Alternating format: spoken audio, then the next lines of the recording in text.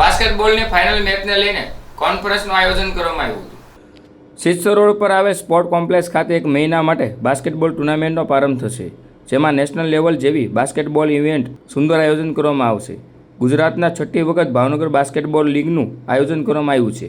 આ ટુર્નામેન્ટ જુલાઈ માસના દર શનિવાર રવિવારના રોજ 2 સેશનમાં રમાડવામાં આવશે। ભાવનગર ખેલાડી સિલેક્ટ થયા તેવા ઉદ્દેશ સાથે આ ટુર્નામેન્ટનું આયોજન કરવામાં આવ્યું હતું, જેને લઈને પત્રકાર પરિષદ યોજી હતી।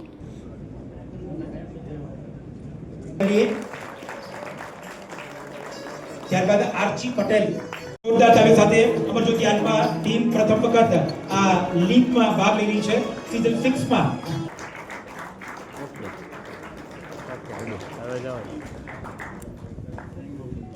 આ તમામ કેપ્ટન સાથે ટ્રોફી અને ટીમ જર્સી સાથે અહીંયા આગળ ફોટો સેશન થઈ રહ્યું છે।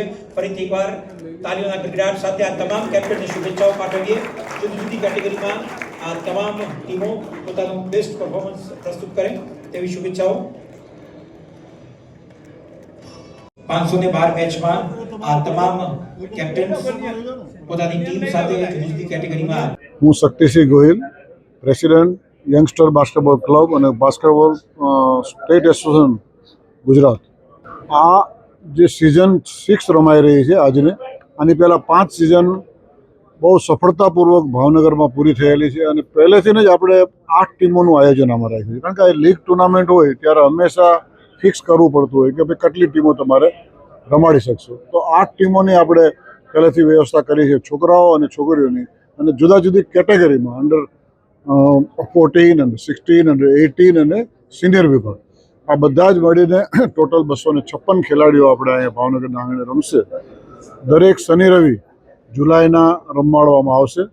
7 તારીખથી આ ટુર્નામેન્ટનું આયોજન થશે અને આ ટુર્નામેન્ટમાંથી ખાસ તો આપણને સ્ટેટ માટે સારા ખેલાડીઓ ઉપલબ્ધ થાય છે, કારણ કે ભાવનગરની ટીમ બેસ્ટ ટીમ ગણાય છે વર્ષોથી, અને એમાં ભાવનગરમાં જ ગુજરાતમાં પહેલી વહેલી લીગ સ્ટાર્ટ કરવામાં આવી અને ભાવનગરમાં આ સરસ રીતે આયોજનથી 256 ખેલાડીઓ એક જ નેજા નીચે ખૂબ જ સારી રીતે જ્યારે રમતા હોય ત્યારે હંમેશા ખેલાડીઓમાં ઉત્સાહ વધારે હોય, આયોજકોમાં ઉત્સાહ વધારે હોય, પબ્લિકને જોવામાં એટલો ઇન્ટરેસ્ટ હોય, એના જે સ્પોન્સરો છે, જે ટીમ ઓનરો છે, એમનો ઉત્સાહ ખૂબ હોય છે।